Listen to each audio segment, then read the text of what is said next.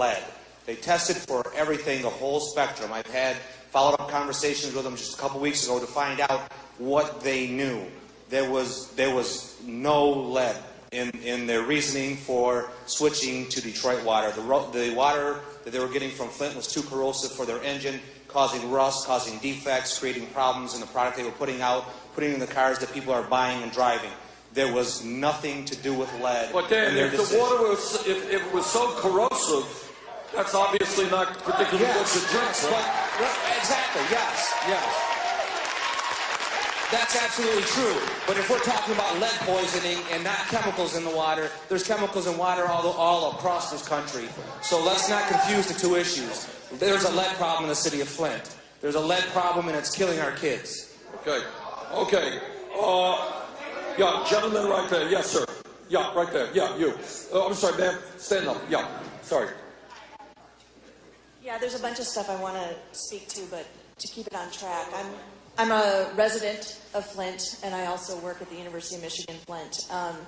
And in terms of General Motors knowing what they knew, it's not about lead. It's not just about lead. It's about a bunch of other things that have been in our water. And when we first had the switch over to the water, we wanted to know exactly what was in the water.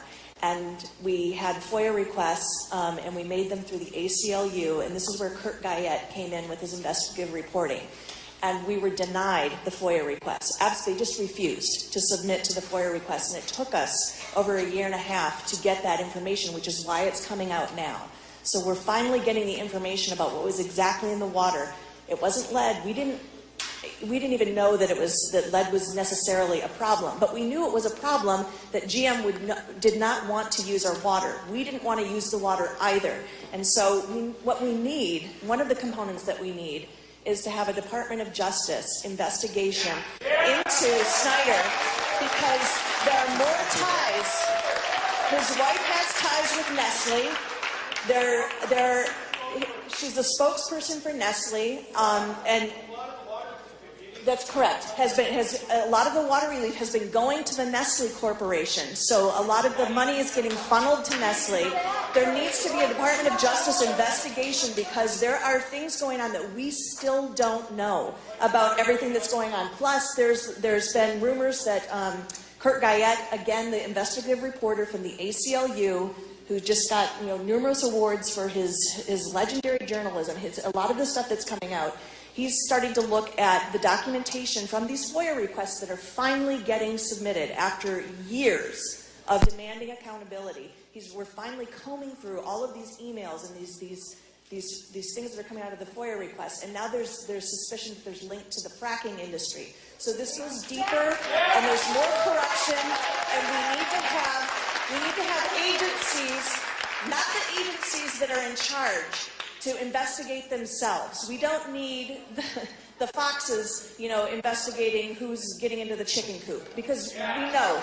So we need an outside agency. We need it from high above, because this is corruption on the state level, and we want the information, and we do not have it. So it sounds to me like people would like to see a Department of Justice investigation. Absolutely.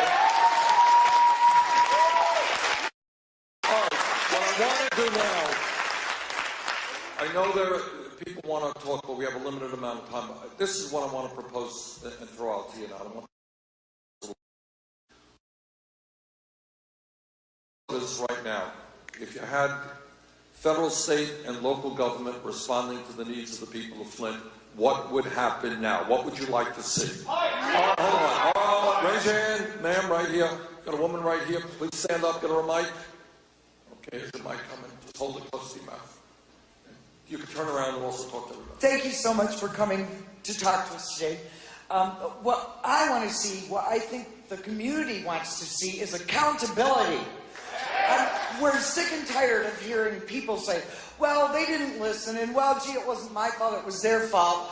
It's about time somebody was held accountable for this and had their feet to the fire while they're actually providing us with some help. Okay, what kind of help is needed? What is the course of action you would like? Gentleman over there, yes. Let's get a mic over there.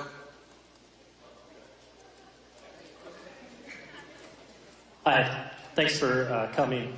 I don't want to take away anything from the extremely terrible health situation that's going on right now. Right now in Flint, we have a water crisis that started from poor treatment of water that corroded aging, ancient infrastructure that was not identified or replaced when it should have been 30 years ago.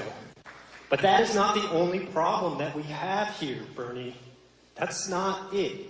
When I was born here in Flint in 1980, we had the highest median household income of anywhere in the world. It was $84,000 median household income. Now, it's $21,000. We are the second poorest city in the country. 41% of our residents live below the federal poverty line, and as you know, you get close to that level, and you're already destitute. We have 1 in 3 structures in this city that need to be torn down. We have a $100 million blight issue in this city. We've been in the, top 3 most violent cities of the country for how many decades? Decades, Bernie. How many of our schools have been closed for lack of funding? We have 3 elementary schools that are open still here. We have a water crisis right now. But that's not the only problem that we have here. This city has been abandoned. The people had no choice but to leave and seek work elsewhere, and the infrastructure and their homes are still here. And we have no way to deal with it. We have a water crisis now, but when the attention turns somewhere else, the homes, the vacant structures, they're still going to be here.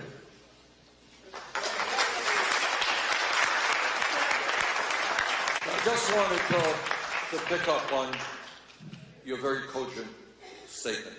It seems to me, I'll be brief on this, that in a general sense, this community is impacted by disastrous trade policies.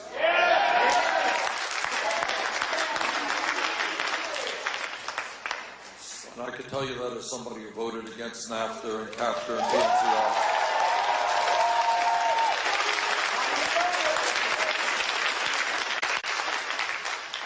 And in Flint, the situation may be more extreme, but all over this country, our infrastructure is collapsing. And that is why I'm proposing $1 trillion investment to rebuild our infrastructure. And not only will it provide safe drinking water and better wastewater plants and better roads and bridges and mass transportation, you know what else it does? It creates millions of decent paying jobs.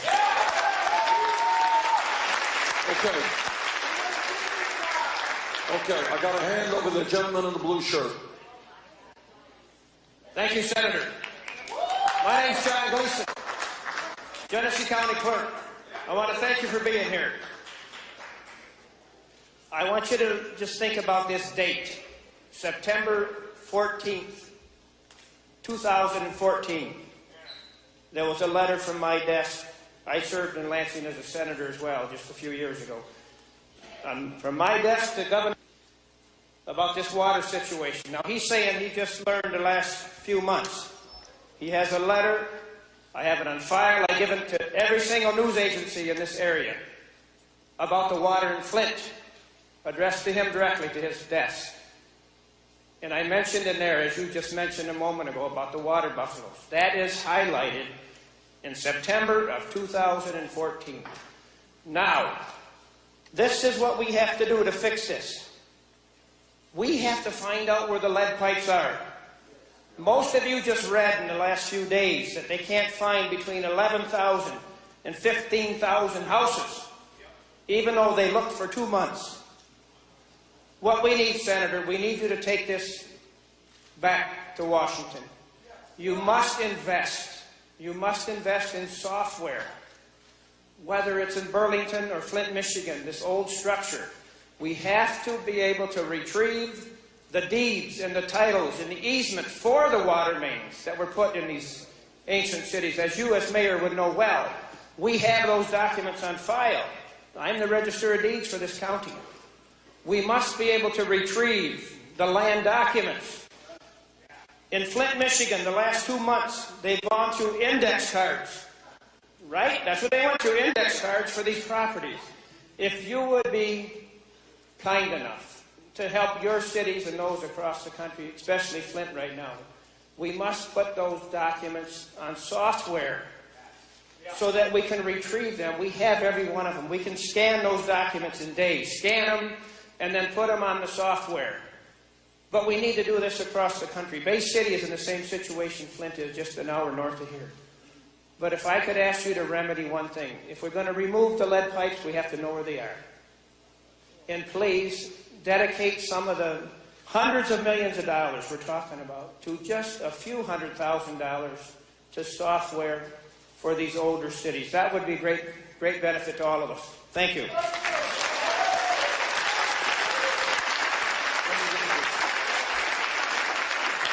Okay, I see a hand over there. Can we get a mic? Stand up, please, ma'am. Yeah. Hi, my name is Sue Bailey, and my brother-in-law owned a water plant in Grand Rapids. So I just want to clarify something before everybody gets misinformation. It's actually distilled water that will take the minerals from your body and not purified water. I just double-checked with him again.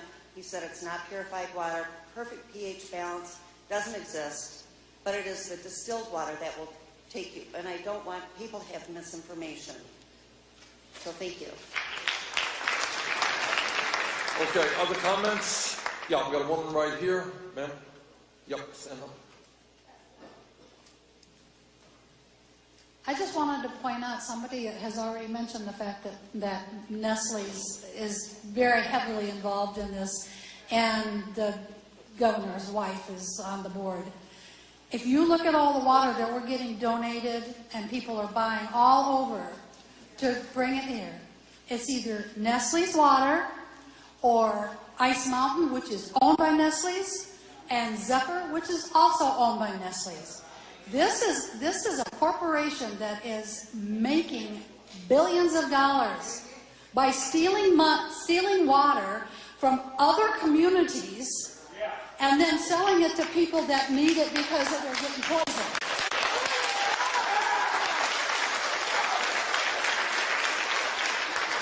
Okay.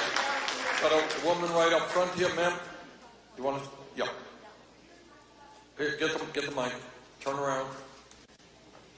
You were asking about solutions to the water crisis, and I think it's a very long-term issue. It's going to play out for years to come.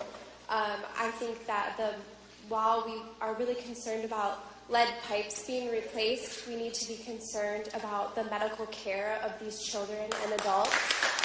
And I think also we need to be really concerned about the fact that our school systems are crumbling, and these kids are going to need special help when they get into the school systems and when they become adults, and it's going to take a toll on the city as a whole. The education, are they going to be able to get jobs? Are they going to be able to make money to afford things for the rest of their lives? This is going to be an issue.